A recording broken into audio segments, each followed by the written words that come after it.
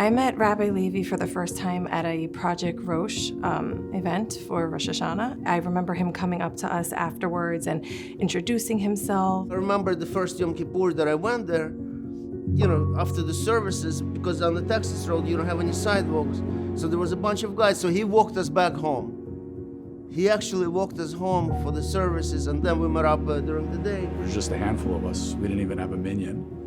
But he had a vision, and I'm sure a lot of us, had doubts and thought, wow, where is this gonna go? But he could see the bigger picture. He always wants to teach, and if I don't understand something, he always will clear himself and repeat. And if he doesn't know the answer, he used to do the research.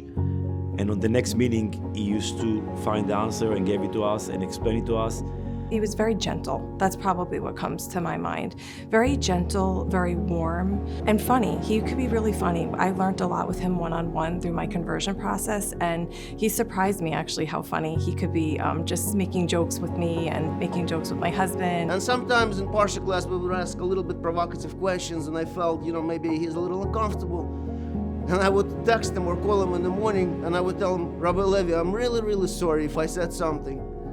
I didn't mean anything bad, but, during the conversation, during learning, sometimes you ask questions, And he said, no, Tuvia, this is what learning is all about. It was because of him that I started to learn Tanya. It was because of him that I started to learn more about my faith, who I am, what I am. Years ago, I can't even remember what year it was, honestly, maybe 2009, maybe 10. He came to me and he said, there's this tefillin bank.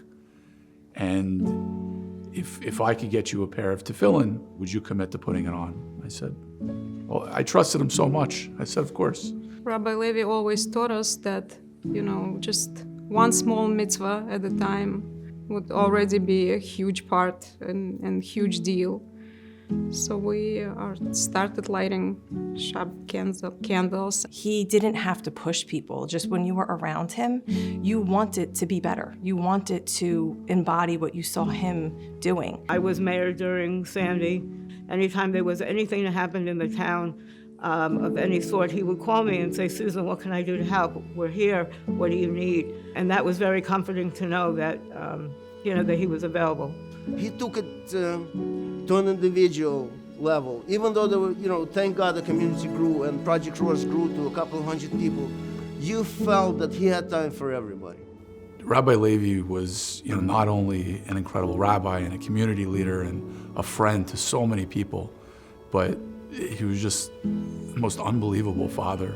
And I remember not too long ago, he was sharing with me that one of the things that he did was make sure that there was a time, whether it was 15 minutes or whatever it is, that it was on the calendar for each of his children and even Chanukah to connect. The day that I had to go to the mikveh for my conversion, I'll never forget, I had Tova coming with me, I had my husband coming with me, and I definitely felt a lot of support with those two. And Rabbi Levi wanted to come, and I felt so bad because it was not a convenient day at all, and it was all the way in Teaneck.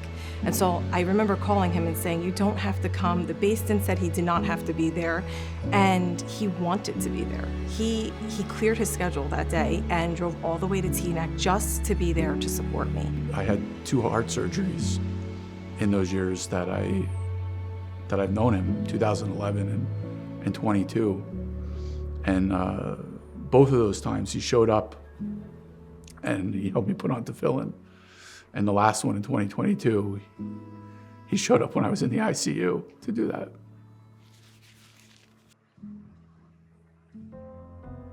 For me, when I heard the news of his passing, it's not like I lost a teacher or rabbi. I lost a dear, dear friend. I felt with Rabbi Levi that I could tell him basically anything. I've been, unfortunately, to many Shiva calls, and the outpouring of love and support and how many people were coming, wall-to-wall people of, people I knew, people I didn't know. It was just the community coming to support.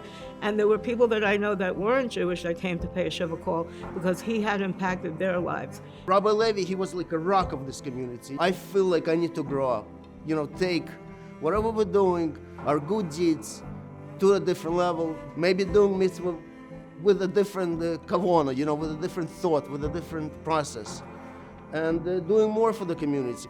Also with his help and his blessings and, you know, his words, we are trying to keep kosher in the house.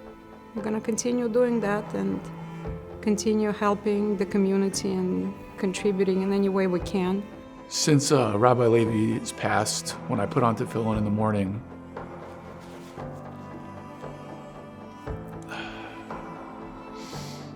among other things, I do it. You know, I think about him, and I pray that he's okay right now. And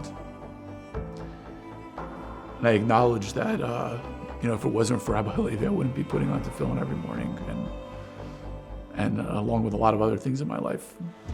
During my wrapping of tefillin and my meditating in the morning, every morning, I've included him in my prayers as Hashem's angel. And I've included him in my Shema prayers at night as my angel. You know, whether it's from the services or the classes he taught, everything, and the impact is endless. And God willing, it's going to go on for, you know, infinity.